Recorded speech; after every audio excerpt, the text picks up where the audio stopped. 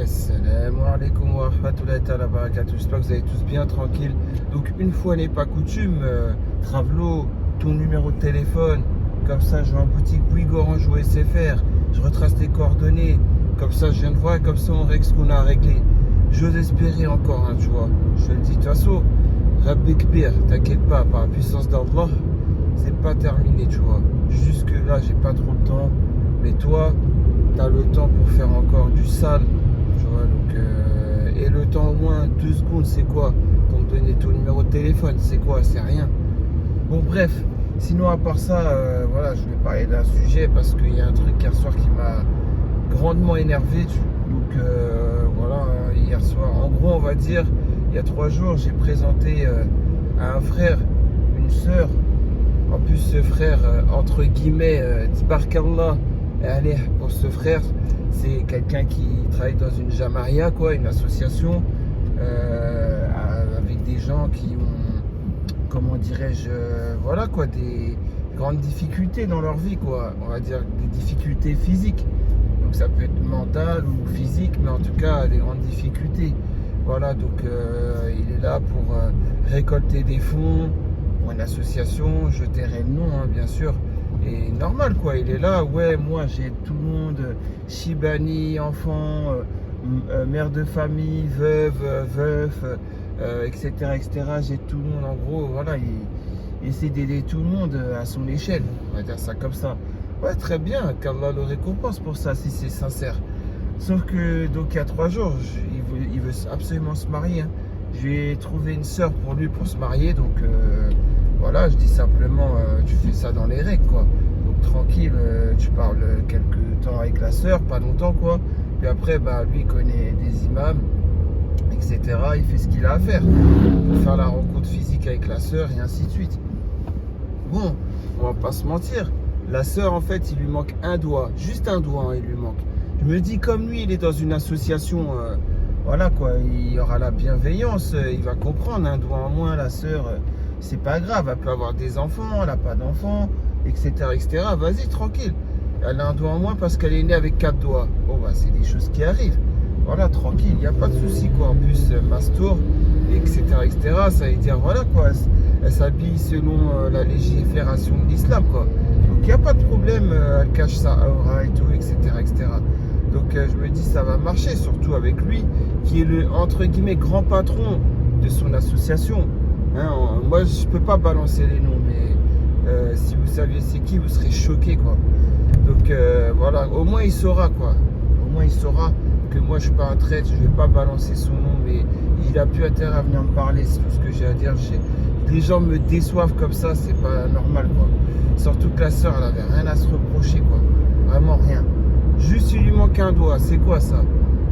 Bon, bref, il commence à parler et tout. Dès qu'il a su qu'il lui manque un doigt, donc hier soir, c'est pas facile, c'est pas évident. La sœur, elle pouvait pas lui dire il me manque un doigt au bout du premier soir, quoi. Donc, bon, c'est déjà pas mal. Elle a attendu le 3e jour pour lui dire, quoi. Voilà, je comprends, c'est des choses difficiles à avouer, etc.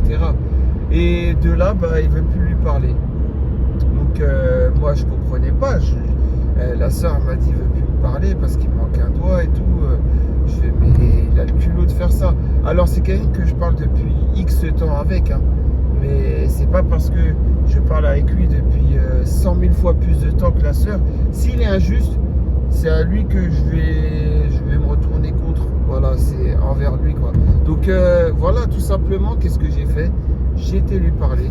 Je lui ai dit, t'es pas quelqu'un de sérieux. C'est pas bien ce que tu fais.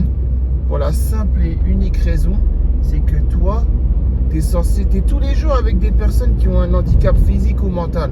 T'es tous les jours à les aider.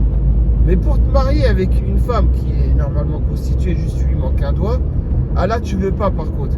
Donc moi, j'ai dit c'est de l'hypocrisie parce que c'est de la fausse bonne conscience. C'est surfer sur la vague, c'est surfer sur le buzz. Aujourd'hui, voilà, c'est ça. Tout le monde est indigné quand il y a un footballeur qui frappe son chat. Tout le monde est indigné quand l'autre il a mis une main aux fesses à telle autre femme. Tout le monde est indigné quand quelqu'un s'est moqué d'une autre personne qui a un handicap. Tout le monde est indigné quand vous vous rappelez l'autre qui traînait pour une cigarette.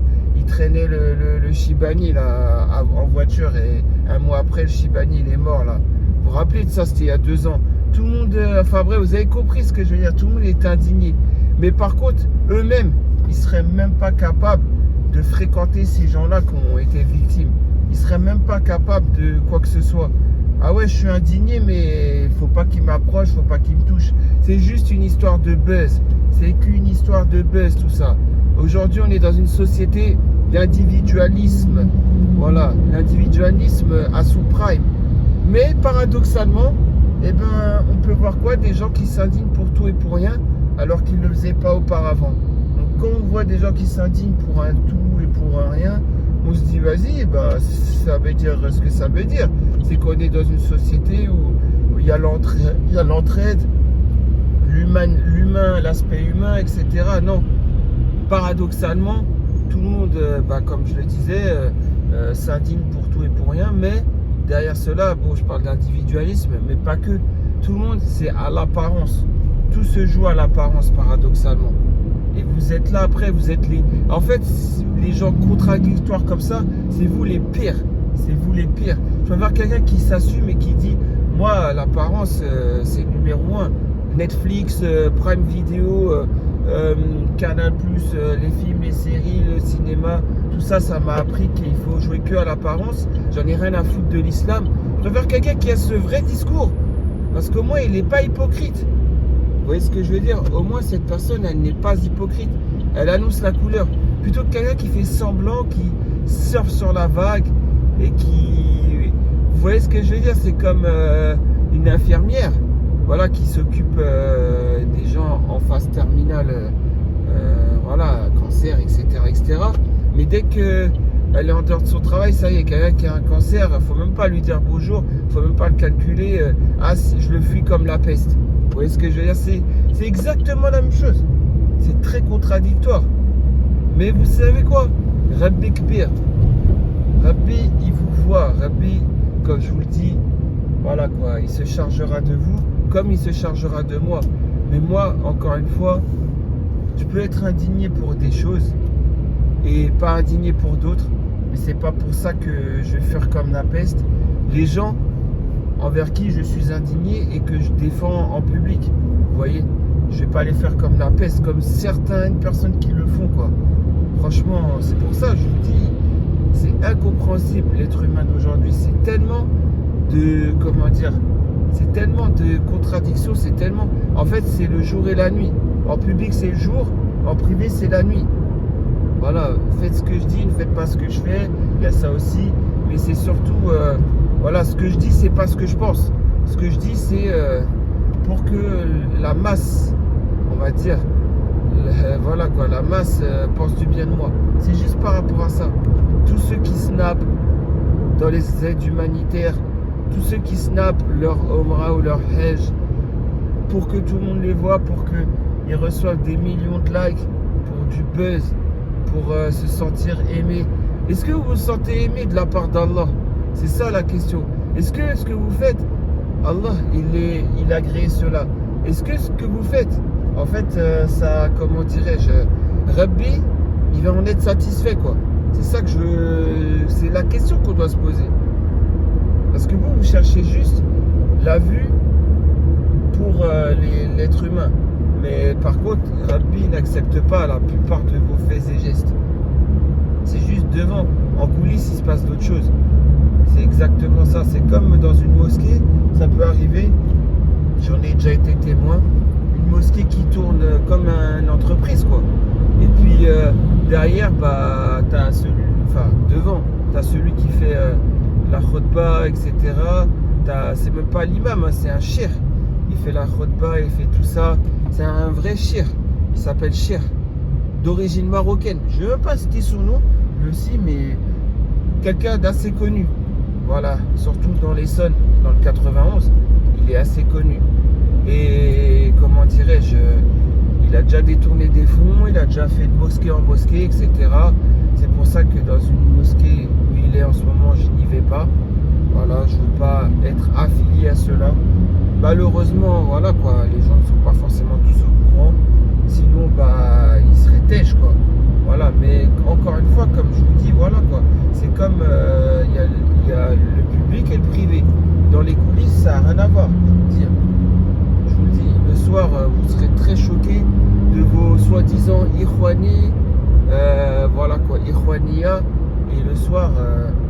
côté sombre ressort, entre guillemets, parce qu'ils sont entre quatre murs. Mais Rabbi, il voit derrière ces murs-là, mais eux, ils n'en ont que faire. Vous voyez, c'est exactement la même chose. Donc arrêtez avec votre bonne conscience, arrêtez de jouer, de tout miser sur l'apparence aussi. Arrêtez avec tout ça, quoi. La vérité, vous faites pitié, quoi. C'est pas parce que vous avez une abaya ou que vous avez, comment dirais-je, un camis ou un jabador, je sais pas quoi.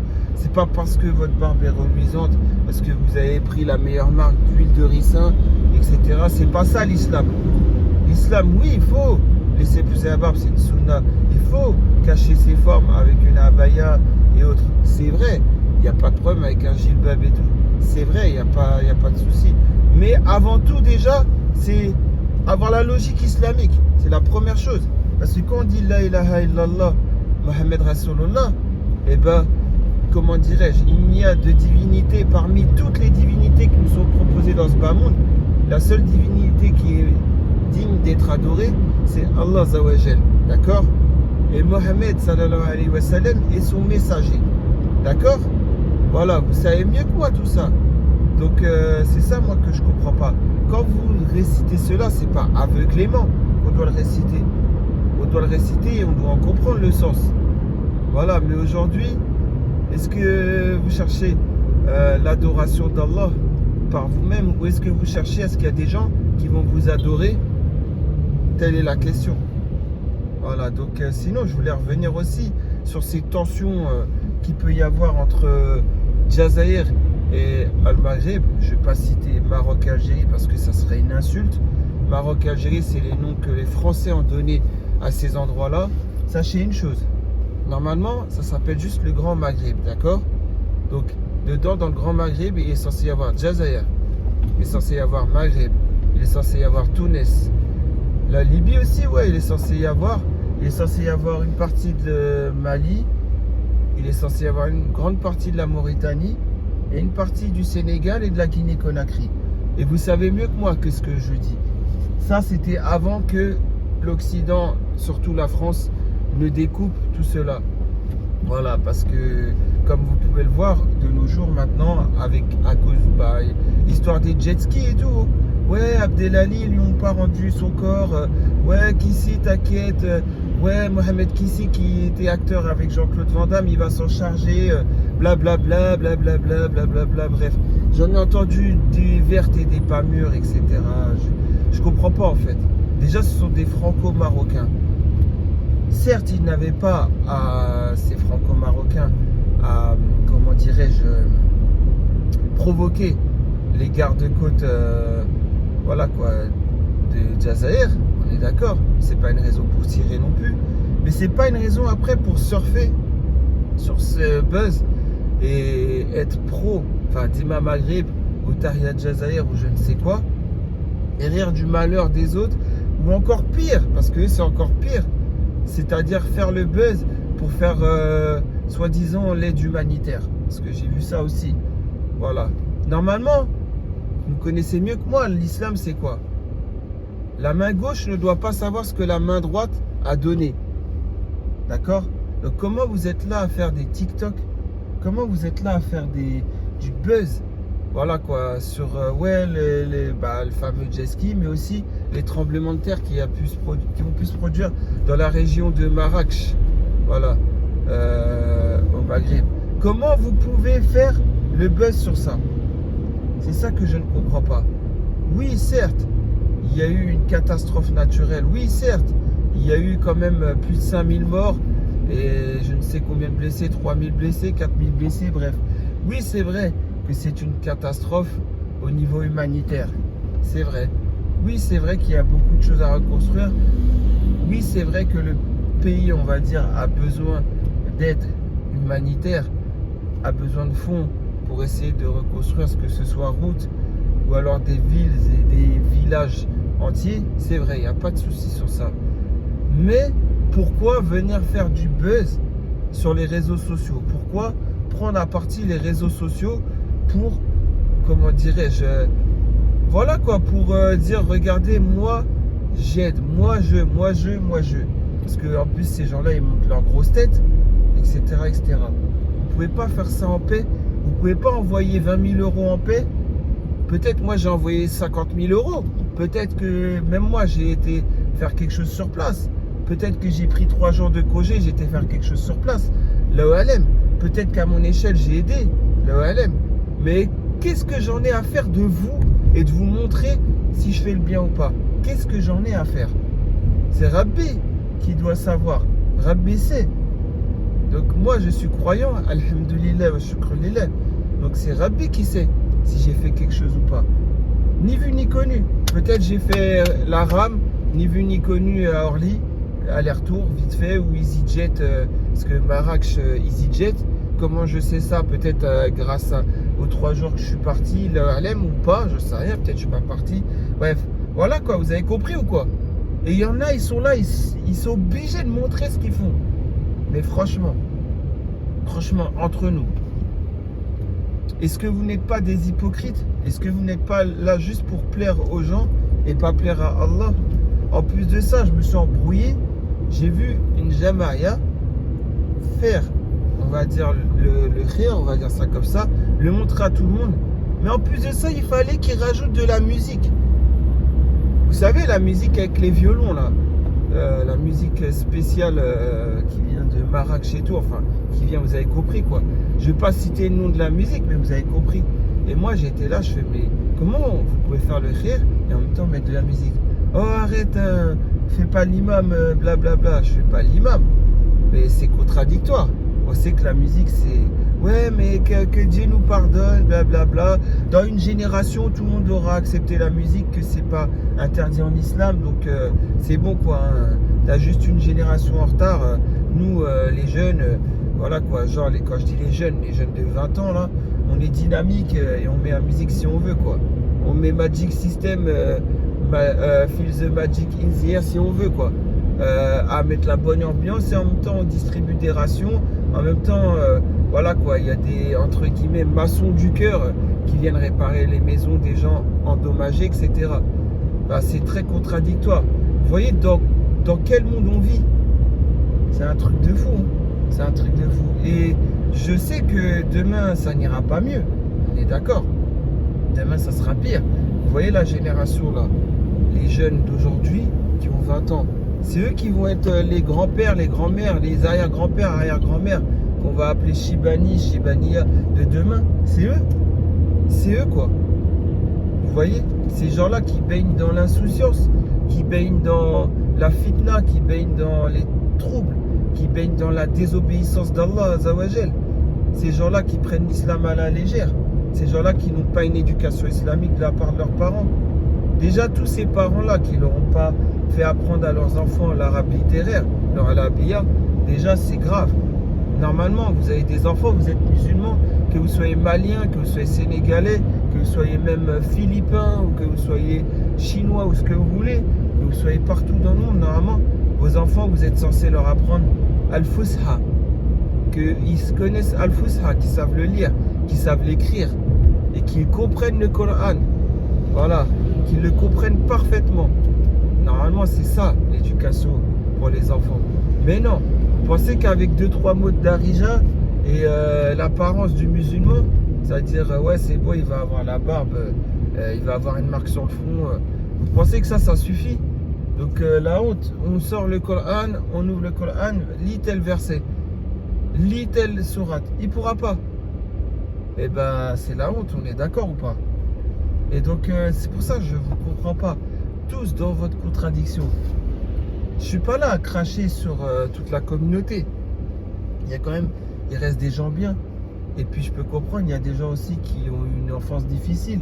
Je peux aussi comprendre qu'il y en a aussi qui ont eu une vie de famille difficile, une vie de maman difficile aussi.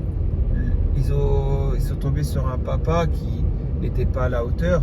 Bon après, le choix du mari et de la femme, ça c'est un autre sujet. Mais je peux comprendre. Mais voilà, en fait, rien ne va aujourd'hui dans cette communauté. Rien ne va plus. C'est ça que je ne comprends pas. Voilà. Donc, après, vous êtes là à dire tout va bien dans le meilleur des mondes. Je vois pas dans quel meilleur des mondes tout va bien. Alors que l'islam continue à disparaître peu à peu. Et on le voit, ça s'accélère. De décennie en décennie, d'année en année même. On le voit. On le voit très bien. Donc, c'est pour ça, moi, je ne comprends pas qu'après, on puisse ne pas se leurrer ou qu'on puisse être satisfait de tout ce qu'on voit, quoi. C'est bien, hein, notre but à quoi? C'est de se soucier que quand on va sortir le dernier iPhone, le iPhone 14, quand on va sortir la prochaine Apple Watch Ultra, c'est ça? Ah ouais, ça c'est important. Mais par contre, apprendre sa religion et mettre l'islam dans son cœur, même blanchir son cœur, c'est pas important, ça c'est secondaire. C'est même en dernier, quoi. C'est optionnel, comme on dit. C'est une option, quoi. Ah ouais, on verra bien. C'est comme quand vous choisissez une option quand vous faites vos études. Vous n'êtes pas obligé, mais vous pouvez choisir telle option. Bah, c'est exactement la même chose. L'islam, c'est devenu une option, quoi. La pratique de l'islam et l'islam dans le cœur, c'est devenu une option chez le musulman. Ouais, on verra, quoi. Tant que je m'appelle Mohamed, tant que je m'appelle Rachid, tant que je m'appelle Mustapha, tant que... Vous voyez ce que je veux dire? Tant que j'ai un nom qui est en rapport avec l'islam, ça y est, fin de l'histoire. On se repose sur ça seulement. Et l'apparence. Voilà, l'apparence. Avec tous ces youtubeurs, ces tiktokers de n'importe quoi là. Voilà, qui... En fait, moi je ne comprends pas aussi, c'est ça. C'est comment on peut surfer sur l'apparence musulmane, l'apparence du nord-africain, ou l'apparence du subsaharien, ou l'apparence du converti à l'islam, et faire un contenu zéro islam. Un contenu, voilà quoi. Normalement, l'islam, ça doit être l'histoire de notre vie. Donc, on doit faire tout en rapport avec l'islam. On doit faire les choses bien. Après, il reste ceux qui vont parler de l'islam. Vous le connaissez, l'autre avec sa barbe reluisante et un accent un peu du sud et très bronzé. Je sais plus comment il s'appelle. Ou l'autre qui vit au Québec, l'Algérien là, qui vit au Québec là, et qui fait soi-disant des rappels. Ça, ces gens-là, c'est les plus dangereux aussi. C'est des gens, comment je pourrais dire, mais c'est des gens, ils vont vous dire par exemple, on ne doit pas manger de porc. Regardez, regardez le porc, il mange ses propres excréments, blablabla. Or, pourquoi on ne doit pas manger de porc? Ce n'est pas ça la raison. Donc c'est des gens qui égarent en fait. C'est des gens qui, sans dalil, sans preuve, sans rien, ils vont parler un peu d'islam comme ça, par-ci, par-là. Et voilà quoi. Alors que en plus, des fois, quand ils rapportent un dalil, c'est faux. Et ils montent leur grosse tête, et etc. Bref, ils habituent les sœurs à voir des hommes étrangers à l'islam. Voilà quoi, en vidéo, etc. Vous n'avez pas honte. Vous avez vraiment pas honte, les gens. Bon, voilà, c'était le petit coup de gueule du jour. Ça faisait longtemps que j'avais pas fait une vidéo. J'ai un peu parlé de tout, de rien. C'était, voilà quoi, un peu un fourre-tout, ma vidéo. Mais voilà, j'avais besoin que ça sorte, tout ça. Et parce que j'en ai marre tous les jours de voir les contradictions par rapport à l'islam. J'en ai marre de voir ça. J'en ai marre de voir des gens qui surfent sur les buzz, des gens qui prennent l'islam et qui l'instrumentalisent, des gens qui ça. Regardez par exemple, pour terminer, je vais parler de l'histoire de la abaya. Voilà. Regardez par exemple l'histoire de la abaya. À la rentrée, l'homosexuel Gabriel Attal, qui est en France, donc il a le droit d'être homosexuel, d'accord? L'homosexuel Gabriel Attal, qui est ministre, je sais pas quoi là, il a osé, donc au lieu de s'occuper d'autres priorités hein, dans la France, il a osé s'occuper à s'attaquer aux lycéennes qui portent la abaya, et collégiennes aussi en l'occurrence. Et il a dit dans les écoles, collèges et lycées, la abaya devient interdite, car c'est un signe ostentatoire vis-à-vis de l'islam. Mais vous croyez qu'il a fait ça pourquoi? Vous croyez qu'il a fait ça parce qu'il s'inquiétait qu'il y aurait une montée de l'islam au niveau de la abaya, que toutes les femmes vont finir par le porter, qu'il y aurait beaucoup de reconvertis? Il n'a pas fait cela pour ça. Déjà, lui, il n'est qu'un pion sur l'échiquier. À votre avis, pourquoi a-t-il fait passer cette loi? À votre avis? Bah, c'est pour que il y a la fitna dans notre communauté. Les femmes en abaya, elles se rebellent. Les femmes en abaya vont en abaya à l'école hors la loi. Les femmes en abaya se montrent sur TikTok. Les femmes en abaya se montrent sur Snapchat et vont snapper. Les femmes en abaya vont montrer leur tête. Les femmes en abaya vont, en fait, voilà quoi, je sais pas comment bien expliquer ça, mais se détacher du vrai islam et faire en sorte que les hommes de leur famille soient de grands daïous. Voilà, c'est ça qui a été voulu. C'est piquer pour qu'après les gens qui se faisaient discrets viennent au grand jour et viennent montrer leur grosse tête et viennent apporter la fitna. Maintenant, voilà quoi, ça va faire quoi? Ça va faire que quelqu'un en abaya. En plus, j'ai entendu plein de personnes dire que la abaya, c'est pas religieux, c'était culturel seulement. C'est ça qu'ils veulent que vous dites. C'est ça qu'ils veulent. Ils veulent que, voilà quoi, en fait, on soit dans pure contradiction vis-à-vis de l'islam. Normalement, une femme en abaya doit être discrète. Elle ne doit pas se montrer, elle ne doit pas se snapper, elle ne doit pas faire l'instagrammeuse, elle ne doit pas faire la tiktokeuse. Une femme en abaya, elle doit être discrète. Tout comme un homme en camis, en jabador, il doit être discret et il doit faire le rappel constamment. Et bien sûr, lui-même appliquer ses propres rappels vis-à-vis de l'islam. Voilà. Mais voilà, c'est ça que ça a été voulu pour que maintenant, si vous allez sur TikTok, vous tapez abaya, vous allez voir de plus en plus de femmes en abaya s'exprimer. Voilà, ça c'est fait pour que les femmes en abaya s'exposent de plus en plus, sont de moins en moins timides. Je parle de la vraie timidité, celle comme elles n'ont jamais été vers la fitna, etc. Quoi. La bonne timidité, je parle. Pas celle qu'il y a dans un hadith, disant que le timide et l'orgueilleux n'avancera jamais dans sa religion. Vous voyez ce que je veux dire? Je parle pas de cette timidité-là, quoi. Je parle de la timidité version pudeur, version piété. Voilà, c'est cette timidité-là que je parlais. Voilà, donc je termine avec cette histoire d'abaya. On s'est tous fait avoir, enfin moi le premier. Bien que, en fait, je me sois pas fait vraiment avoir, vu que moi, je n'étais pas dans ce mouvement-là, quoi. Mais voilà, la communauté s'est bien fait avoir, quoi. On est comme des moutons et voilà quoi, on va vers la débauche de plus en plus et on s'en rend même pas compte. Le seul truc qui nous tient encore, c'est l'apparence religieuse, il reste que ça. Sinon, à l'intérieur de nous, c'est détruit. À l'intérieur de nous, c'est foutu. À l'intérieur de nous, il n'y a plus d'islam. Vous voyez ce que je veux dire? Donc voilà, sur ce, j'aspire à des gens meilleurs. Je sais qu'il n'y en aura pas, de toute façon.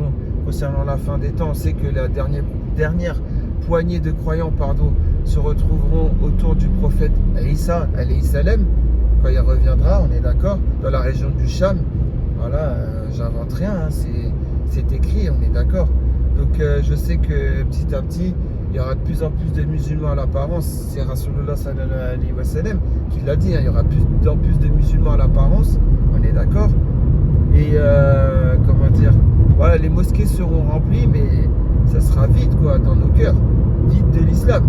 On est d'accord, on y arrive en plein dedans. Voilà, de plus en plus. Une fois sorti de la mosquée, il y en a même, ils snapent dans la mosquée. Il y en a même, ils font Instagram dans la mosquée, Instagram live. Il y en a même, ils snapent dans la mosquée pendant qu'ils font soujoud.